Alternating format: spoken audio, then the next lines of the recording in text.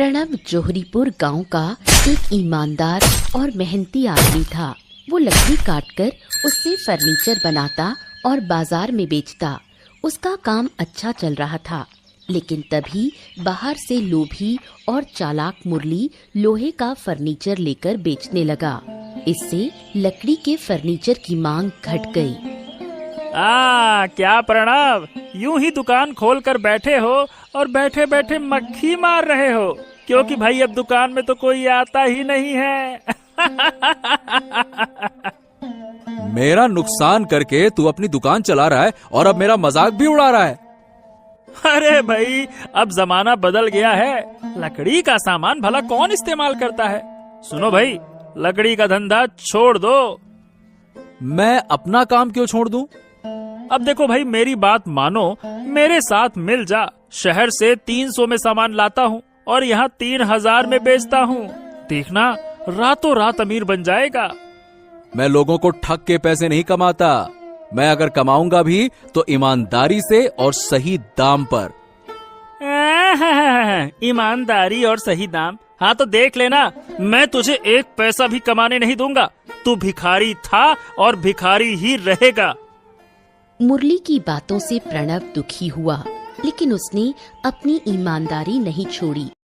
प्रणव की पत्नी आस्था उसे बहुत मानती थी और उसके हर फैसले को स्वीकार करती थी। व्यापार में नुकसान होने पर वो प्रणव को दिलासा देती है। मुरली रोज मेरी दुकान के खिलाफ कुछ न कुछ कहता है। अरे मैं दिन रात मेहनत करता हूँ, फर्नीचर बनाता हूँ, लकड़ी का सामान बनाता हूँ, लेकिन लोग मुरली की दुकान में ही पता नहीं क्यों भीड़ लगाते हैं। नुकसान फायदा तो व्यापार का हिस्सा है। घबराओ मत, ये समय भी निकल जाएगा। तुम्हारा काम फिर से चलेगा। कितनी बार झूठी तसल्ली दोगी? मुरली कह रहा था कि मैं भी उसके साथ मिलकर महंगे दामों पर सामान बेचूं, लेकिन मैंने मना कर दिया। तुमने बिल्कुल सही किया। लोगों को धोखा देकर पैसे कमाना सही नहीं है। तुम अपनी ईमानदारी पर डटे रहो। एक दिन तुम्हें उसका इनाम जरूर मिलेगा। हाँ, मैं कुछ महीने और कोशिश करूंगा। अगर तब भी कुछ नहीं हुआ तो इस गांव को छोड़ देंगे। प्रणव के उदास होने पर आस्था उसे दिलासा देती है, लेकिन अंदर ही अंदर वो भी भविष्य को लेकर बहुत चिंतित होती है।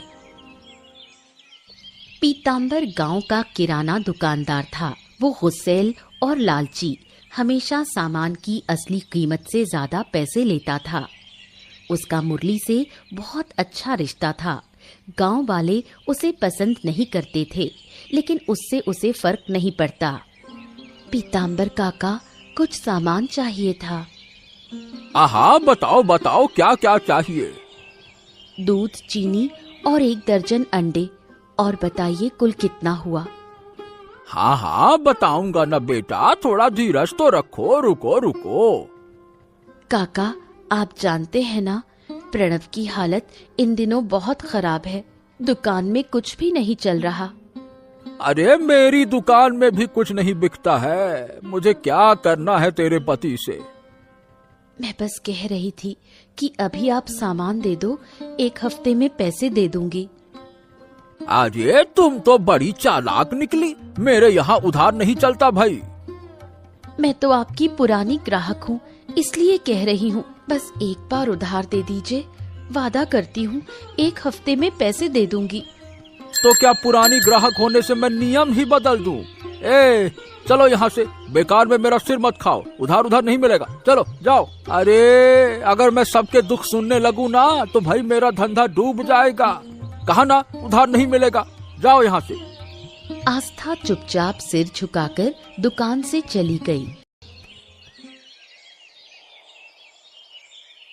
रात में मुरली और पीतांबर मिले और गांव की हर बात पर हंसी मजाक करने लगे। जब से मैंने प्रणव की दुकान के पास अपनी दुकान खोली है, लोग तो मेरी दुकान पर टूट पड़ते हैं। अगर तुम प्रणव का चेहरा देखो, मजा आ जाता है देख के। अरे भाई, उसकी बीवी रोज मेरी दुकान पर आकर उधार मांगती है। मैंने तो साफ कह दिया, 1 पैसा भी उधार नहीं मिलेगा। ये बहुत सही किया। ऐसी हालत में लोगों को उधार दे दो तो पैसे मिलेंगे ही नहीं, उल्टा अपना नुकसान होगा। और क्या? और क्या, इन भिखारियों को उधार दिया तो बाद में पैसे वसूलते नहीं बनेगा। उसकी बीवी में तो बिल्कुल शर्म नहीं है, मना करने के बाद भी रोज रोज मेरी दुकान पे आ जाती है उधार मांगने, बेशरम कहीं की। मैंने तो प्रणव से कहा था कि भाई मेरे साथ मिलकर लोहे का सामान बेचो, लेकिन वो कहता है कि वो किसी को धोखा नहीं देगा। भुगतो अब फिर।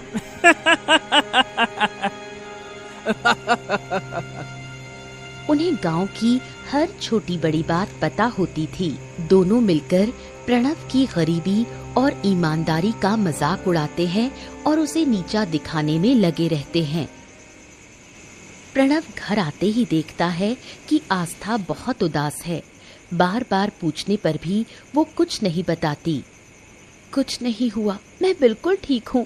तुम बाहर से थके हुए आए हो, जाओ हाथ मुंह धो लो। मुझसे बात मत टालो आस्था, मैं देख रहा हूँ कुछ तो हुआ है। रोज तुम हंसते हुए बात करती हो, आज क्या बात है बताओ। आस्था शुरू में कुछ नहीं बताना चाहती थी, लेकिन प्रणव के बार बार पूछने पर वो मजबूर हो जाती है। वो बताती है कि पीताम्बर ने कैसे उसे अपमानित किया और उधार देने से मना कर दिया। अरे इतने सालों से हम उसी दुकान से सामान लेते आए हैं, वो भी हमारा पड़ोसी है, फिर ऐसा बर्ताव क्यों? दुनिया में बिना पैसे के कोई इज्जत नहीं, पैसा ही सब कुछ है। ओहो, मैं कल ही जाऊंगा उस पीताम्बर के पास में और पूछूंगा किसने उसे इतनी हिम्मत दी कि वो तुम्हारे साथ ऐसा सुलूक करे। मैं देखता हूँ उसे, बुढ़ा खूसट कहीं का। नहीं, तुम कुछ मत कहना, बस अपने काम में लगे रहो। एक दिन हम भी सफल होंगे और उसी सफलता से हर अपमान का जवाब देंगे। आस्था की बात सुनकर प्रणव को प्रेरणा मिलती है और वो तय करता है कि जब तक वो इस अपमान का जवाब नहीं दे देता, आस्था पीताम्बर की दुकान पर नहीं जाएगी। प्रणव लकड़ी काटने जंगल में जाता है। काटते काटते वो थक जाता है, इसलिए एक पेड़ के नीचे बैठकर आराम करने लगता है। तभी वो पेड़ के पास से कुछ चू चू की आवाज सुनता है। चू चू चू। ये कैसी आवाज है? ऐसा लग रहा है जैसे कोई पक्षी या फिर कुछ तो चिल्ला रहा है, लेकिन आवाज आ कहां से रही है? प्रणव उठकर इधर उधर देखने लगता है। तभी उसकी नजर एक घायल तोते पर पड़ती है, जिसके पंख पर चोट लगी होती है। अरे रे रे रे रे रे, बेचारी चिड़िया को कितनी चोट लगी है। बाप रे बाप, ये तो उड़ भी नहीं पा रही है। ओहो हो, इसे ऐसे ही छोड़ दूंगा तो शायद मर जाएगी। अब क्या करूं मैं? प्रणव सोचने लगता है, फिर वो तय करता है कि उस पक्षी को अपने साथ ले जाएगा।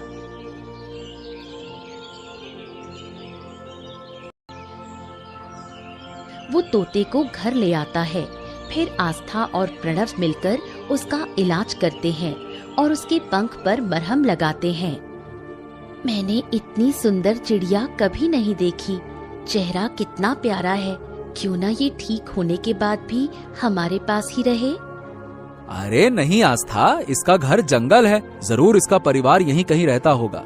अभी कुछ दिन हमारे पास रहेगी, फिर जैसे ही उड़ने लायक हो जाएगी, मैं इसे वापस जंगल छोड़ आऊंगा, इसके परिवार के पास में। आस्था प्रणव की बात मान लेती है और दोनों मिलकर उसकी देखभाल करते हैं। कुछ ही दिनों में तोता ठीक हो जाता है और प्रणव उसे वापस जंगल छोड़ने निकलता है। पीताम्बर के घर में वो और उसकी पत्नी शकुंतला ही रहते थे। पीताम्बर जितना बेईमान था, शकुंतला उतनी ही ईमानदार और सच्ची। इस कारण दोनों में अक्सर झगड़े होते थे। अरे भाग्यवान, मुझे समझ में नहीं आता कि तुम्हें मुरली से इतनी दिक्कत क्यों है। उसने तुम्हारा क्या बिगाड़ दिया है, बताओ। उसने मेरा कुछ नहीं बिगाड़ा, लेकिन उसकी संगत से तुम्हारे अंदर बुरी आदतें आ रही हैं। क्या? अरे भाई, कौन सी बुरी आदतें हैं? गांव वाले कहते हैं कि तुम अब बहुत गुस्सैल और रूखे हो गए हो। पहले सबके साथ अच्छे से बात करते थे, अब बस मुरली को छोड़कर सब पर चिल्लाते हो। मैं मेहनत से कमाकर इज्जत से जीता हूँ, तो गुस्सा करूँ या ना करूँ ये मेरा हक है, समझी? भूल मत जाना, यही गांव वाले तुम्हारी दुकान से सामान लेते हैं। इन्हीं की बदौलत हमारा घर चलता है। भूल गए कैसे 18 साल पहले हम सब कुछ छोड़कर यहाँ आए थे। मुझे मेरा अतीत याद मत दिलाओ।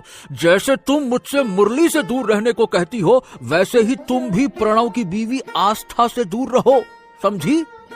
आस्था और प्रणव मुरली जैसे धूर्त नहीं है। उनके साथ रहकर मैंने कभी कोई गलत काम नहीं किया। और ऐसे ही हर दिन की तरह उनका झगड़ा शुरू हो जाता है। गांव वालों के लिए ये रोज का मामला था। प्रणव तोते को जंगल में छोड़ने आता है। तभी पहली बार वो तोता बोल उठता है। प्रणव हैरान रह जाता है। तुम बोल सकते हो? हाँ, मैं बोल सकता हूँ। और सिर्फ इतना ही नहीं, मैं इंसानों का भूत और भविष्य भी देख सकता हूँ। क्या? लेकिन कैसे? क्या तुम्हारे पास कोई जादुई ताकत है? और तुमने मुझे पहले क्यों नहीं बताया? क्योंकि मैं चाहता था कि जंगल आकर तुम्हें सब कुछ बताऊं। मैं कोई साधारण तोता नहीं हूँ। मैं गुरु रामेश्वर का पालतू हूँ। उनके कहने पर पास के गांव जा रहा था, लेकिन एक तूफान में घायल हो गया। ओह, अब ये गुरु रामेश्वर कौन है? कहाँ रहते हैं? वो इसी जंगल के आखिरी छोर पर रहते हैं। वो दुखी लोगों की मदद करते हैं और अंधकार में उजाला लाते हैं। तुम बहुत नेक और दयालु हो। मैं इतने सालों से जंगल आ रहा हूँ, लेकिन कभी पता नहीं चला कि यहाँ कोई ऐसा महान व्यक्ति रहता है। वो सबको नहीं मिलते, सिर्फ जिसे चाहते हैं उसी को दिखते हैं। तुम सच्चे और ईमानदार हो। तुमने मुझे कैद नहीं किया, इसीलिए मैं तुम्हें इनाम देना चाहता हूँ। हाँ ठीक है, लेकिन मुझे कोई इनाम नहीं चाहिए। देखो, मैंने जो किया वो मैंने दिल से किया। मैं तुम्हारी सारी समस्याएं जानता हूँ और उसका हल भी। हाँ, चलो मेरे साथ। फिर तोता उड़ता है और गुरु रामेश्वर की ओर ले जाता है। प्रणव उसके पीछे चलता है। पीतांबर मुरली को घर में हुए झगड़े की बात बताता है। मुरली उसे समझाता है कि शकुंतला की बातों पर ध्यान ना दे, लेकिन अंदर ही अंदर मुरली के दिमाग में एक चाल चलने की योजना बनती है। अरे शकुंतला मासी मेरी माँ जैसी हैं। मैं उनकी बातों का बुरा नहीं मानता, लेकिन आप इतने सीरियस क्यों हो रहे हो? अरे तो क्या मैं उसके पैसों से चलता हूँ या वो मेरे पैसों से? उसे ये बताने की क्या जरूरत है कि मैं किससे मिलूं, किससे बातें करूं, हैं? अरे पीतांबर काका, पत्नी है वो आपकी। कभी कभी ऐसी बातें हो जाती हैं। उनको आपकी चिंता है, भूल जाइए। अरे कैसे भूल जाऊं? मुझे तो ये लगता है मुरली कि प्रणव और उसकी पत्नी आस्था ये मिलकर शकुंतला का दिमाग खराब कर रहे हैं। अब हो सकता है काका, पर देखो असल बात ये है कि अगर आप मेरे साथ मिलकर एक छोटा सा काम करें ना, तो हम दोनों ढेरों पैसा बना सकते हैं और आपको भी गांव में इज्जत और ताकत मिल सकती है। बोलो काका। हैं? ऐसा क्या करोगे भाई तुम? आप मेरे व्यापार में थोड़ा सा पैसा लगाइए। कुछ ही दिनों में इतना मुनाफा होगा ना, जितना आपकी दुकान से महीनों में नहीं होता है। पीतांबर मुरली पर इतना भरोसा करता था कि उसने एक बार भी सोचे बिना अपने पैसे उसके व्यापार में लगा दिए। तोते का पीछा करते हुए प्रणव जंगल के आखिरी छोर पर पहुंचता है, जहां गुरु रामेश्वर रहते हैं। वो तोते को शंभू कहकर पुकारते हैं। शंभू को देखकर गुरु बहुत खुश हो जाते हैं। शंभू तू आ गया। अरे भाई, हम तो तुम्हारी चिंता में पागल हो गए थे। तू था कहाँ और ये लड़का कौन है? जिस रात आपने मुझे भेजा था ना, उसी रात तूफान में मैं गिर गया और घायल हो गया। ये प्रणव है, इसी ने मुझे बचाया। फिर शंभू उन्हें बताता है कैसे प्रणव ने उसे घर ले जाकर इलाज किया। प्रणव बहुत ईमानदार है, उसमें लालच नहीं है, लेकिन इस समय उसके जीवन में बहुत कठिनाइयाँ चल रही हैं। प्रणव, तुमने शंभू की सेवा की है, उसे सही सलामत वापस लाए, हम तुमसे बहुत खुश हैं। तुम्हारी सारी समस्याओं का हल हम देंगे। फिर गुरु रामेश्वर उसे एक जादुई पेड़ के बारे में बताते हैं, जिसे काटने पर अगली सुबह फिर से उग जाता है। वो प्रणव को सलाह देते हैं कि उस पेड़ की लकड़ी से फर्नीचर बनाकर बेचे, इससे उसका व्यापार फिर से फलने फूलने लगेगा। जैसे ही शकुंतला को पता चलता है कि पीताम्बर मुरली के व्यापार में पैसा लगाने वाला है, वो बहुत गुस्से में आ जाती है और दोनों में फिर से झगड़ा शुरू हो जाता है। तुम्हें क्या लगता है मैं इंसान नहीं हूँ? मैंने कितनी बार मना किया, फिर भी तुम मुरली के धंधे में पैसा लगाने का फैसला कैसे कर सकते हो?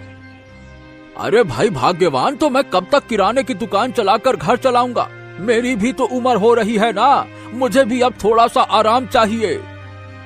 तो किसी और के साथ किसी और बिजनेस में पैसा लगाते, मुरली ही क्यों? अरे मेरा पैसा है, मैं चाहे जहाँ लगाऊं। क्या तुम्हारी इजाजत लेनी होगी क्या है? मुरली जरूर कोई चाल चल रहा है, वो तुम्हें फंसा रहा है। याद रखना मेरी बात, वो तुम्हें बहुत बड़ी मुसीबत में डालेगा। मैं मुरली को सालों से जानता हूँ और उस पर भरोसा है मुझे। देखना, कुछ ही दिनों में इतना पैसा कमाऊंगा कि फिर दुकान खोलने की जरूरत नहीं पड़ेगी। और देखना, तुम मुरली के चक्कर में बर्बाद हो जाओगे। सालों की कमाई पानी में बह जाएगी। उस दिन मेरी बातें याद करोगे। दोनों में बहस होती रहती है, लेकिन पीताम्बर किसी हालत में शकुंतला की बात नहीं मानता। आखिर में थककर शकुंतला भी समझाना छोड़ देती है। कुछ महीनों बाद प्रणव गुरु रामेश्वर के कहे अनुसार उस जादुई पेड़ की लकड़ी से फर्नीचर और सजावट की चीजें बनाने लगता है। वो सब चीजें सोने की तरह चमकती हैं और लोग फिर से उसकी दुकान पर आने लगते हैं। मुरली की दुकान खाली पड़ी रहती है। ये देख पीताम्बर मुरली पर गुस्सा हो जाता है। अरे मैंने तुम पर आंख बंद करके भरोसा किया था, अब तो लगता है कि मुझसे बहुत बड़ी गलती हो गई। मैंने तुम्हें कितना पैसा दिया और अब कोई खरीदार नहीं, सब लोग प्रणव की दुकान पर जा रहे हैं। अरे काका, इस चीज से तो मैं खुद परेशान हूँ। जरूर कुछ न कुछ गड़बड़ है। कल तक कोई प्रणव की दुकान में देखता तक नहीं था, अब वो फिर से चलने लगी अचानक से, जैसे रातों रात कोई चमत्कार हो गया हो। देखो, मैंने मेरी बीवी से झगड़ा करके तुम्हारे साथ पार्टनरशिप की थी। अगर नुकसान हुआ ना तो शकुंतला का मुंह कैसे देखूंगा? ओहो, इतना परेशान क्यों हो रहे हो? अभी बिक्री कम है, लेकिन फिर बढ़ेगी ना। अब बस वो प्रणव ही एक दिक्कत है। अरे अगर ऐसा ही चलता रहा तो प्रणव तो सारे ग्राहक ले जाएगा। हम यहाँ मक्खी मारते बैठे रहेंगे। हमें कुछ करना होगा मुरली। हाँ वही तो, मैं ऐसे हार मानने वालों में तो नहीं हूँ, और जीतने के लिए तो मैं कुछ भी कर सकता हूँ। प्रणव अगर मेरी राह में आ रहा है तो सीधी बात है, उसे हटाना होगा। अब आप देखिए कि मैं क्या करता हूँ।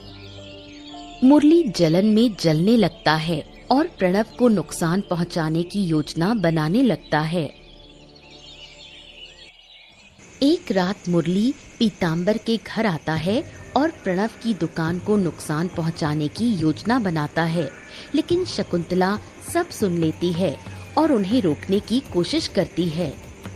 तुम लोग बहुत बड़ा पाप कर रहे हो, अगर किसी को पता चला तो बहुत पछताओगे।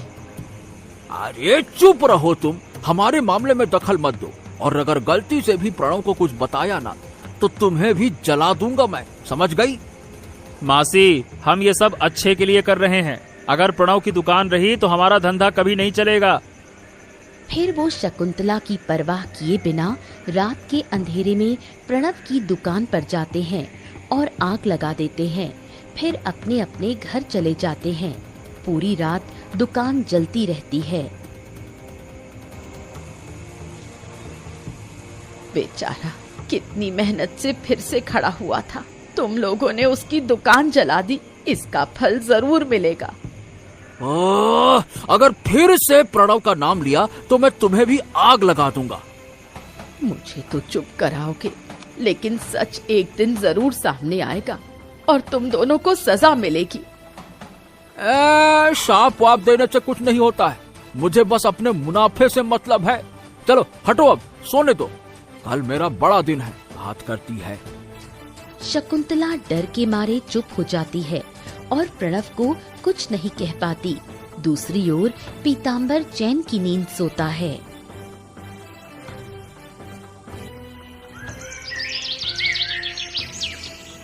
अगले दिन जब प्रणव अपनी दुकान जलती हुई देखता है तो सदमे में बैठ जाता है। आस्था भी रोने लगती है।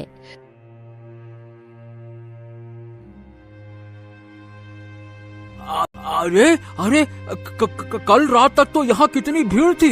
हो दादा रे दादा, अब क्या हो गया एक ही रात में? के प्रणव, क्या हो गया? हाँ रे प्रणव, ये क्या हो गया? आग कैसे लग गई? मुझे कुछ नहीं पता। सुबह लोगों ने कहा दुकान जल रही है, तब आकर देखा तो ये हाल है। बड़ी मुश्किल से तो फिर से हम खुश रहने लगे थे, अब फिर से सब खत्म। अब मत रो बहू, मत रो। जो किस्मत में नहीं है उसके लिए रोने से क्या फायदा? समय के साथ सब ठीक हो जाएगा। अरे दुकान में 57,000 रुपए का सामान था, दिन रात मेहनत करके बनाया था, सब राख हो गया। अब क्या करूं मैं? अरे प्रणव भाई, अब क्या करोगे? ऊपर वाले पर भरोसा रखो, कोई ना कोई रास्ता जरूर मिलेगा। हम सब तुम्हारे साथ हैं ना भाई। शांत हो जाओ, शांत हो जाओ। हाँ हाँ, हम सब तुम्हारे साथ हैं। मेरे से टक्कर लेने आया था, अब घूम घूम कर भीख मांग, जीत आखिरकार मेरी ही हुई। अब तो लगता है कि गांव छोड़ना ही पड़ेगा, सारी मेहनत मिट्टी में मिल गई। हाँ, अब गांव में रहकर कुछ फायदा नहीं, कहीं और जाकर नई जिंदगी शुरू करो, और क्या कहें। मुरली की बातें सुनकर प्रणव टूट जाता है और गांव छोड़ने का सोचता है। ये देखकर मुरली और पीताम्बर बहुत खुश होते हैं। सोचते हैं कि अब कोई रोकने वाला नहीं रहेगा। गांव छोड़कर जाने से पहले प्रणव आखिरी बार गुरु रामेश्वर से मिलने जाता है। जंगल में जाते हुए उसकी फिर से उस तोता पंछी शंभू से मुलाकात होती है। प्रणव उससे कहता है कि वो गांव छोड़कर हमेशा के लिए जा रहा है। तब तोता पंछी कारण पूछता है और प्रणव रोते हुए सारी घटना बताता है। मुझे लगता है तुम्हारी दुकान की इस हानि के पीछे किसी का हाथ है। कोई जानबूझकर तुम्हें नुकसान पहुंचाना चाहता है। लेकिन मेरी किसी से क्या दुश्मनी, तो फिर कोई मुझसे ऐसा क्यों करेगा? रुक जाओ, मैं सब देखता हूँ। फिर तोता पंछी अपनी आंखें बंद करता है और सब कुछ देखता है। वो देखता है मुरली और पीताम्बर मिलकर प्रणव की दुकान में आग लगा रहे हैं और ये देखकर वो प्रणव को ये बात बताता है। सुनकर प्रणव अपने कानों पर विश्वास नहीं कर पाता। हाँ, मुरली और पीताम्बर काका, मैंने तो कभी उनके साथ कोई गलत काम नहीं किया, न उनको कोई नुकसान पहुंचाया, तो फिर उन्होंने मेरे साथ ऐसा क्यों किया? इसका जवाब गुरु रामेश्वर ही दे पाएंगे। तुम चलो मेरे साथ, हम उनके पास चलते हैं, चलो। तोता पंछी फिर प्रणव को गुरु रामेश्वर के पास ले जाता है। वहाँ प्रणव और तोता पंछी सब कुछ विस्तार से बताते हैं। जब से तुमने मेरी सलाह मानकर उस मायावी पेड़ से लकड़ी काटकर सामान बनाना शुरू किया है, तब से तुम्हारे दुकान की आमदनी बढ़ी है। लेकिन मुरली और पीताम्बर को नुकसान हुआ है, इसीलिए वो जलन में आकर तुम्हें इतना बड़ा नुकसान पहुंचा रहे हैं। ओ, ये बात है। तो अब मुझे क्या करना चाहिए बाबा? उन्होंने जो किया, अगर उन्हें सजा नहीं मिली तो वो सुधरेंगे नहीं। उन्हें सजा दो, नहीं तो भविष्य में वो फिर से तुम्हें नुकसान पहुंचाएंगे। गुरु रामेश्वर की बात सुनकर प्रणव पुलिस के पास भागता है, लेकिन पुलिस साक्ष्य या गवाही तलाशने लगती है। फिर प्रणव पुलिस को पीताम्बर के घर ले जाता है। पुलिस के आने पर पीताम्बर सारी बातों को झूठा कहता है। मेरे पास एक मायावी तोता पंछी है जो सब देखता है और वो सब जानता है। उसने मुझे बताया कि तुम और मुरली दोनों ने मिलकर मेरी दुकान को जलाया। अब चुपचाप अपनी गलती स्वीकार करो। अरे तुम्हारा दिमाग खराब हो गया है क्या? पगला वगला गए हो क्या? झूठी कहानी बनाकर ये फालतू के पंछी पर विश्वास करके मुझे फंसाने की कोशिश कर रहे हो। दरोगा साहब, ये तो निश्चय ही उसने खुद अपनी दुकान में आग लगाई होगी ताकि हमको फंसाकर हमारा नुकसान कर सके। ये सब सुनकर शकुंतला गुस्से में खुद को रोक नहीं पाती। फिर वो पुलिस के सामने सच्चाई कह देती है और कैसे पीताम्बर और मुरली उसे धमकाते थे, बाल कटवाने को मजबूर करते थे, ये भी बताती है। मुझे प्रणव, मुझे माफ कर दो।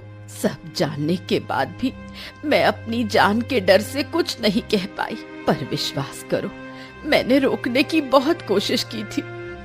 शकुंतला की गवाही के आधार पर मुरली और पीताम्बर को कारावास की सजा मिलती है और मुरली की दुकान प्रणव को सौंप दी जाती है।